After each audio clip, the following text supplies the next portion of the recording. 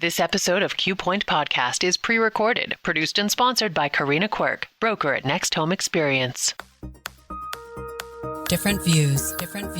I know your story. From different cues. Incredible job. He's David Quirk. You brought it up. And she's Karina Quirk. Imagine. This is Q Point.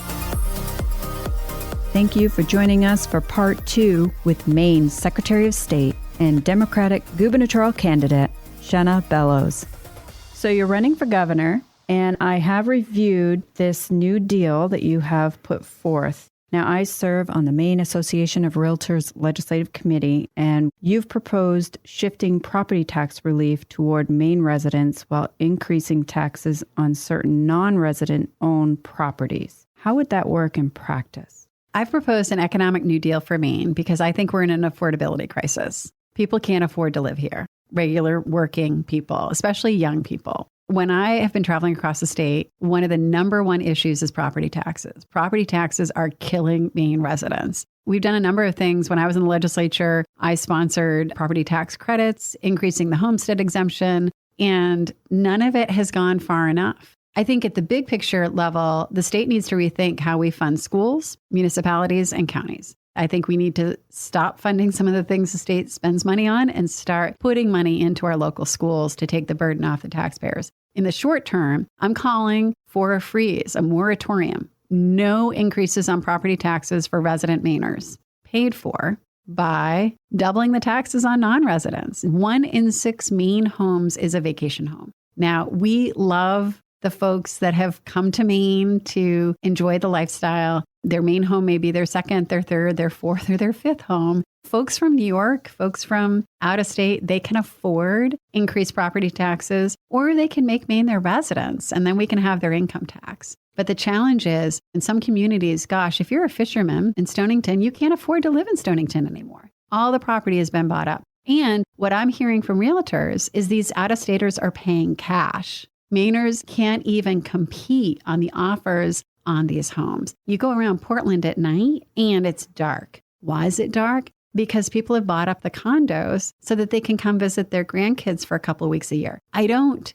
begrudge them that, but we have to shift the incentives, and we really need, and South Carolina does this, Vermont does this. So I looked at some other states. Now, folks are going to say it's unconstitutional. Well, let's be a little bit bolder. One of the things you got to give Donald Trump credit for is he is unafraid to pursue his policy agenda. Well, let's pursue a policy agenda that's going to benefit working people and Maine residents, people who live here. And that's the dividing line. Residents and non-residents. It's just based on where you declare your residency. You're 6 months in a day. So as you know, many Mainers have generational camps. You're not going to be going toward their generational camps. These are for people that do not have a primary residence in Maine. Even if they have a second home, you're not going to double tax their second home. Right. No. The difference is between residency, because if you're a resident of the state, if this is where you pay your taxes, your income taxes, your sales tax, if Maine is your home, then we are calling for a freeze on your taxes, a moratorium, no more increases on your property taxes. If, however, you're not a resident of Maine, if you genuinely are from away and you haven't adopted Maine as your home, that's who is going to bear the increased property tax. And that's going to be for both businesses and residential, because one of the other things that we know is private equity from out of state is buying up property just to put it on their balance sheet. And they take the loss on their balance sheet. They figure it's a long-term investment. But again, that is property that isn't locally owned and it's not supporting Mainers. And I think that's been part of the housing crisis. Folks talk about building more housing. Well, sure, but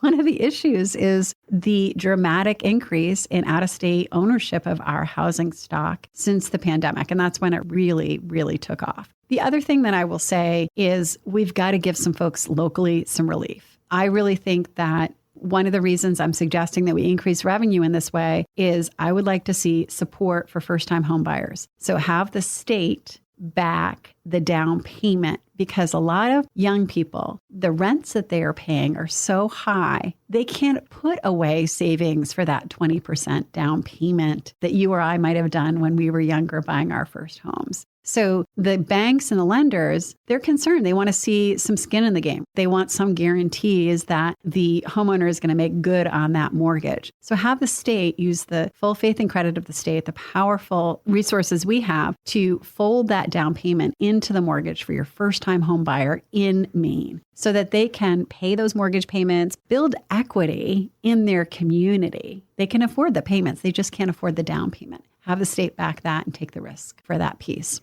And then what would happen if they defaulted? Then the state would be responsible for the down payment piece of that mortgage if there were a default. Of course, the bank would then own the property itself, just like they do in a normal default, and foreclosure process would continue. But I think creating a mechanism to have the state take on the risk for down payments for the first-time home buyers, for those who want to do that, who are looking for an alternative. Because I have talked to so many parents where their kids are living in their basement or still living at home, not by anybody's choice, but they just can't afford to be homeowners. When you look at the average cost of a home, a modest home around the state, it's out of reach. And when you look at the mortgage, it wouldn't be so bad, except they're never going to be able to save 20% for a down payment. They're never going to be able to make that. That's a crucial thing that we need to address. Of course, we also need to invest in more affordable housing. There's some really interesting work that folks are doing with workforce housing. There's a land trust in Waterville that is rehabbing derelict housing. And I think that is a huge piece of the puzzle as well. In every community, in fact, on my own street, there are abandoned houses, and a lot of them are owned by out-of-staters that are just sitting, hurting the property values of everyone else. So let's get in, let's purchase some of that derelict housing, let's rehab it, get it back into the market with affordability liens as well. That's part of my economic New Deal as well, because I think it's really important that we think about how do we make Maine a place where young people can stay and live and work and prosper, just like we did.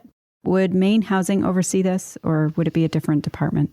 Maine is really interesting in that we've never had a state department of housing to do the oversight. And I think Maine Housing works really hard to do what they do. But I do think this is an area where I'm really open to conversations with the Maine Association of Realtors. I'm proud that as a state senator, I had a 100% record with the Maine Association of Realtors when I was a state senator. I was one of the few Democrats that was consistently endorsed by the realtors because I was willing to sit down and be pragmatic and understand that for working class and middle class families, property is your vehicle for wealth. How do most working class and middle class Mainers build wealth in Maine? It's by owning property. When we think about how to make government more efficient, how to administer these programs, that's where I'm really interested in hearing from stakeholders, what's working and what's not working. Part of my economic New Deal is about permitting and procurement for clean energy projects and cutting red tape for business. It is insane that when you want to start a business in Maine, you have to file with multiple state agencies, with the Secretary of State, which has nothing to do with the governor or the administration, but you have to file with corporations, you have to file with Maine Revenue Service, Department of Labor. Depending on your business, you might have to file in 7 different state portals.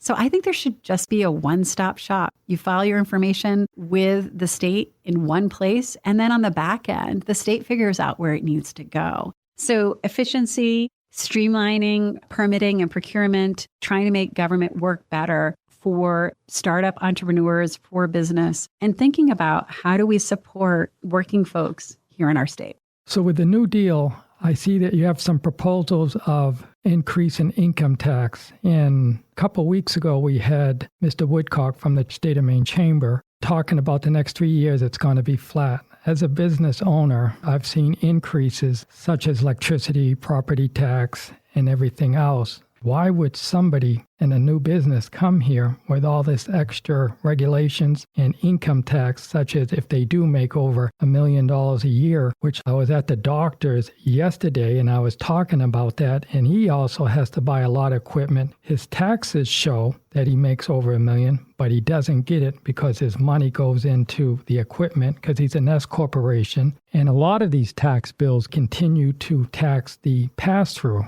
You make a really good point in 2 areas. One, I think that you can be pro-business and pro-worker. And as governor, I'm definitely going to be partnering with the Chamber of Commerce, with business owners to think about how we move Maine forward. Cutting red tape and making government efficient is something I am passionate about. I, at the Bureau of Motor Vehicles, have modernized our systems. I have improved titling for the car dealers, for example. I have created remote and online notarization for the realtors. I have worked with the truckers to improve what we're doing in our services to them. And I've improved electronic transmittal of information for the vehicle insurance, auto insurance industry. So making Maine's government business friendly. When I say that, I've done that as head of the BMV, and I'm really committed to cutting red tape and to making us customer focused for the business community.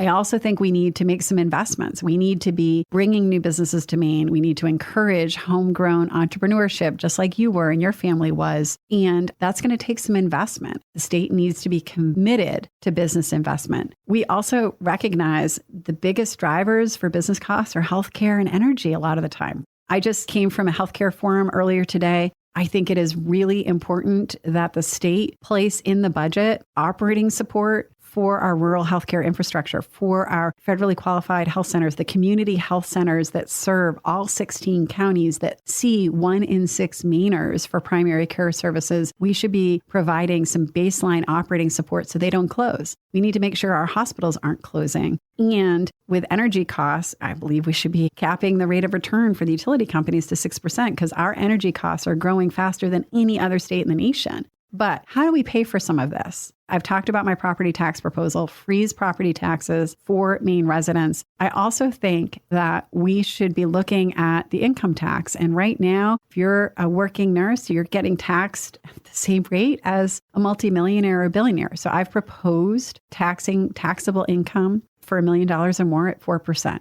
That would bring in roughly about $200 million in revenue. Now, you mentioned an S Corp. I had an S Corp when I was a business. And I think that is really important that as we're structuring our tax policies, that we're making sure we're providing a mechanism for business investment so that it truly is the take-home income that we're talking about. What these businesses are going to do, they're going to do an ESOP. Or an LLC. Right, because that's what they're doing now. A lot of companies are employee-owned. There's a bunch in the last 2 years that I know of that I'm friends with, and the reason why they did that is they're not paying taxes anymore. The company isn't, because it is employee-owned. And if that happens, the state's going to even get less taxes. And as far as the healthcare, my only concern is these doctors who have big bills that are orthopedic surgeons are not going to come to Maine. They're going to go to Florida or somewhere else where there's zero tax on income tax. We have to be very, very competitive to get people to come to Maine. Obviously, we have a weather issue, as we all know, it's cold. But if we don't compete for the same physicians or the attorneys or some of these very successful people who happen to make over $1 million a year, they're not going to come here. That's what concerns me.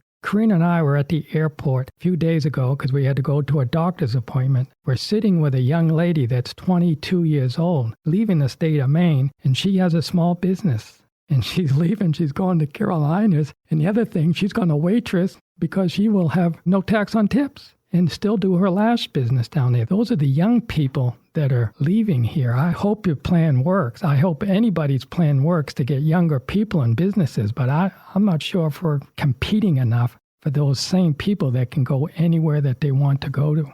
Well, I think it's really interesting. You mentioned that you were at the airport to go to a medical appointment. Yes. Out of state. Yes. That's a concern, right? Yes. You're not going to get a young woman to move to Holton if there's no birthing center. Because if you can't have a baby safely, you're not going to go live in that community and want to raise a family. So we need to do something at the state level to think about what are the core services we need in these rural communities. And that includes birthing centers, because we're not going to get young families to move to places where they can't have a baby safely. Childcare is a huge issue in the state. New Mexico just unveiled a universal childcare program. And if rural New Mexico can do it, Maine can do it. And they are business friendly. We need to think about what are the things that are keeping young people from staying in our state. Well, it's the cost of housing. They can't afford to buy a house, so they don't see a future. It's the cost of childcare, and it's access to medical care. So we have medical deserts in our state. We have pharmacy deserts in our state as well. And that's just not workable in terms of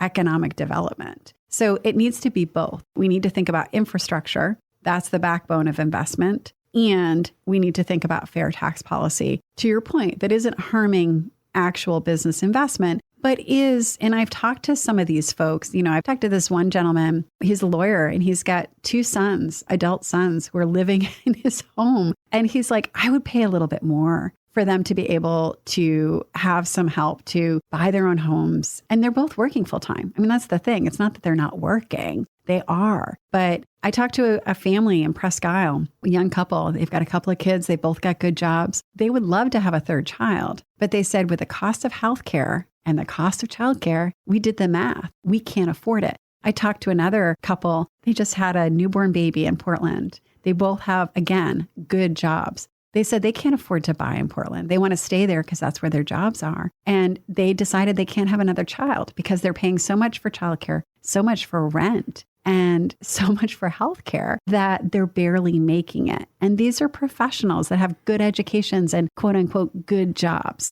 I think we are in a crisis point in our state where we have perhaps gotten spread too thin in terms of how the state spends money, but also haven't been thinking about healthcare infrastructure, haven't been thinking about childcare infrastructure. And what does it take? What does a young family need?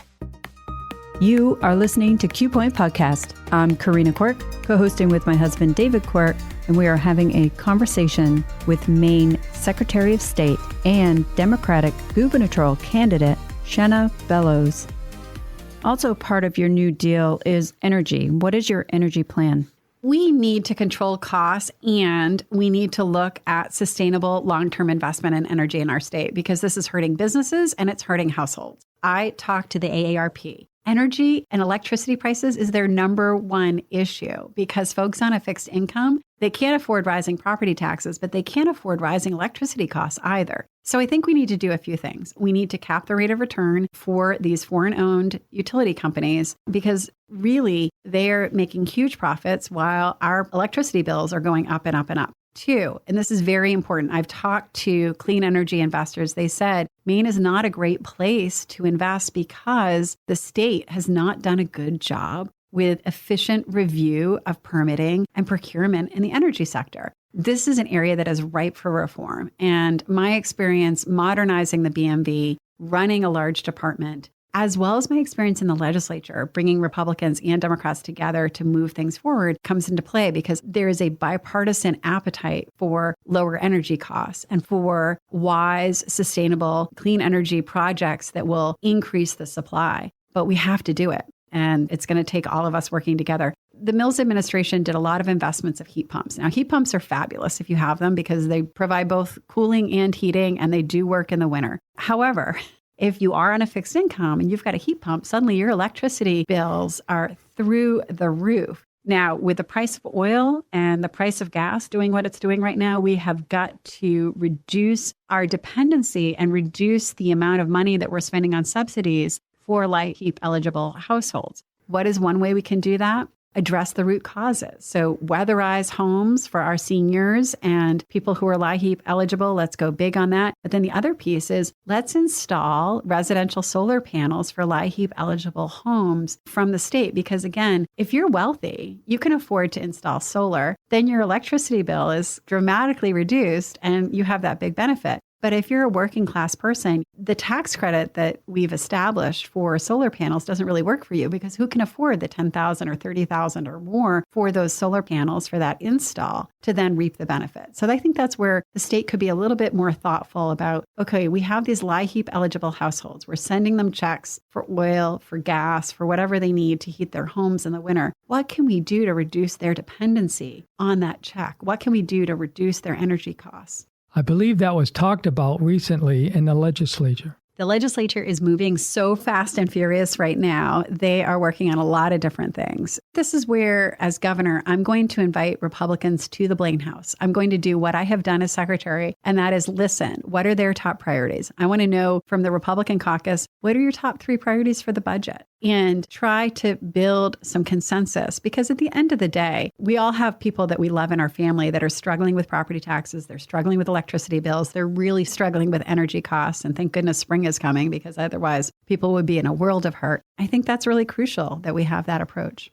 So what's your plan on education and getting our scores up? It is not acceptable that Maine is in the bottom quartile of the states. Mississippi is doing far better than Maine is with education. And I grew up in Hancock County. I'm the daughter of a carpenter and a greenhouse worker. And education was my pathway of opportunity. It's because of quality education at Hancock Grammar School and Ellsworth High School that I'm sitting here today as Maine's first female Secretary of State. So I really do think at the state level, we need to increase our investment in schools to relieve the pressure on property taxes, but also increase quality. I think we need to focus on some of the basics, right? Like we really need to focus on reading and math. Those are hugely important for our kids. We need to increase teacher pay. I got to tell you, I did a day in our shoes following teachers around Stonington at the elementary level and the high school level. And I've been talking to teachers all across the state. The first time I heard about a teacher accessing the food pantry because their pay wasn't meeting their household expenses, I was incredulous. But then I heard it again and again. And teacher pay really is, especially for those starting out, is not adequate, especially when you look at the cost of housing, when you look at the cost of energy. So I think we need to increase teacher pay. That has to be a piece of it.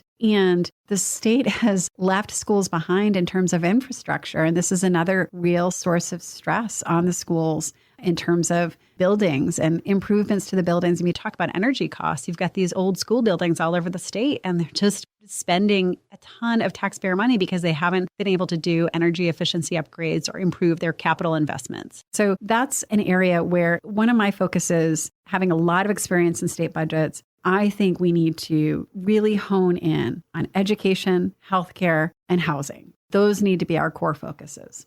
If elected as governor, what specific changes would you make to DHHS to better protect vulnerable children?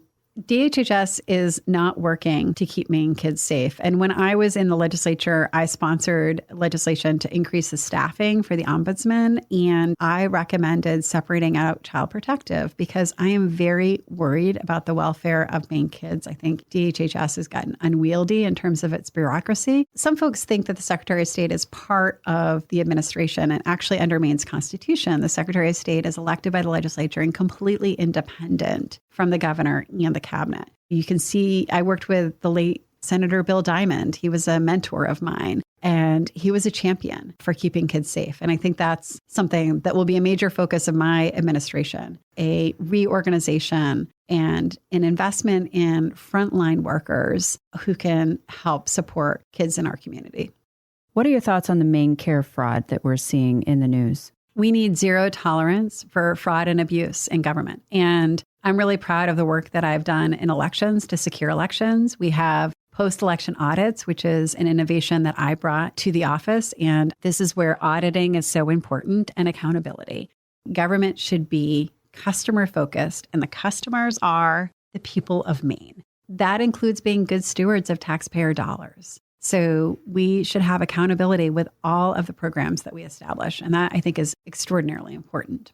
Speaking of that, the latest audit by Matt Dunlap showed that there were all of these no-bid contracts. What would you do about that situation? I have a lot of experience with procurement as head of the Department of Secretary of State and someone who has modernized elections. I brought automatic voter registration in my first term, online voter registration in my second term. I brought appointments to the BMV. And we've modernized for industry. And I think it's really important to have a competitive process in everything that you do, because we know from the private sector that competition is good. That's the American ideal. I also think there need to be limitations on spending millions of dollars on out-of-state companies who don't deliver on the program. Non-emergency transportation is a perfect example. We went out to bid. We awarded the contract to this out-of-state company that has a huge failure record across the country. And in the meantime, there are people with disabilities, senior citizens, getting left on their doorstep,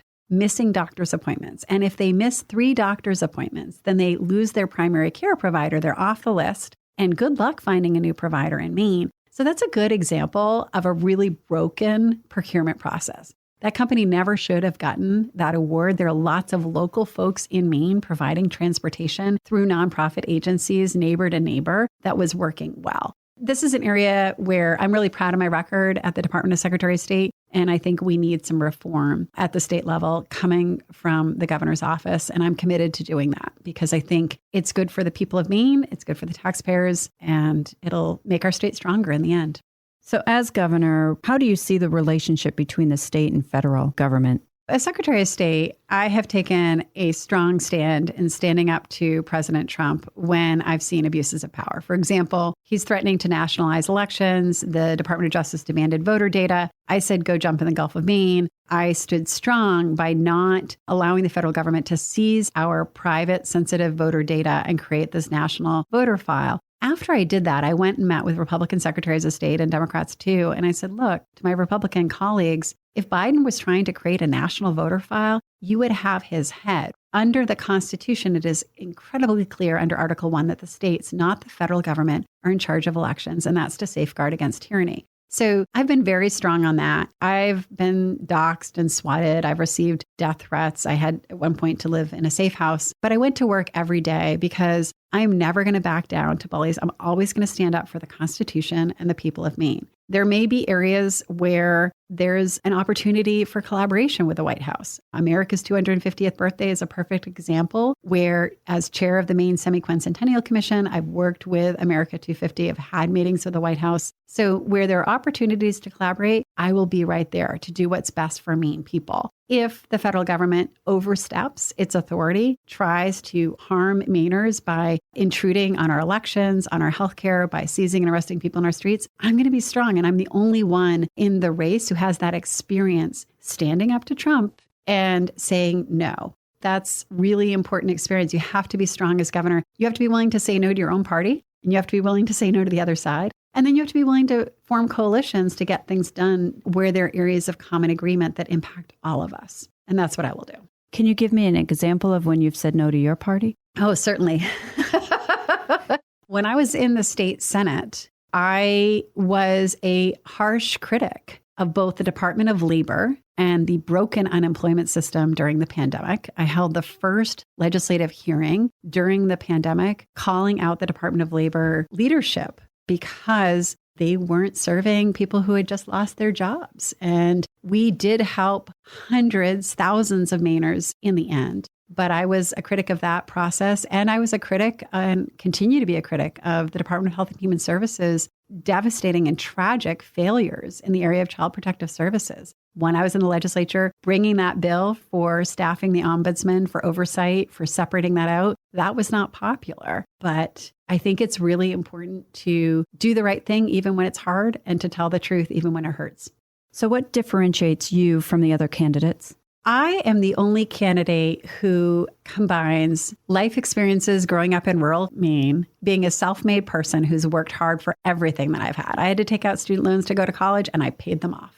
And combine that with executive experience as a CEO in the nonprofit sector and both legislative and executive experience in government. So I have negotiated budgets. I represented a Trump district in the state Senate, and I got reelected twice because my voters found that I was easy to work with, that I was a good listener and hard worker, and that I moved legislation through that all sides could agree with.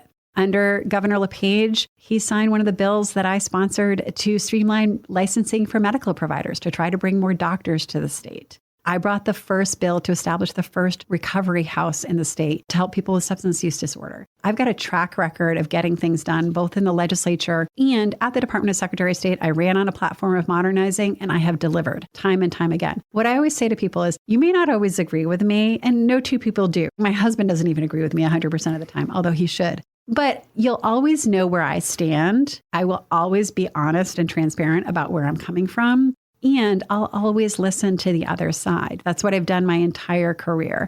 Serving in the state Senate, being one of the only Democrats in the state to represent a district that voted for Trump and voted for me, that was a really useful experience because I had to be the senator for everyone, whether they voted for me or not. And dating back to my time as head of the ACLU of Maine, we had a saying, no permanent friends, no permanent enemies, just permanent principles. That is my guiding philosophy in this work. So if somebody wants to get involved in your campaign, what's the best way for them to reach out? Bellowsformaine.com, because I am Shenna Bellows, running for governor to serve the people of Maine. Maine Secretary of State and Democratic gubernatorial candidate, Shenna Bellows. Thank you so much for joining us. Thank you. Thank you. It was a real pleasure. You've been listening to Q Point. Follow us at qpointpodcast.com or on your favorite streaming app.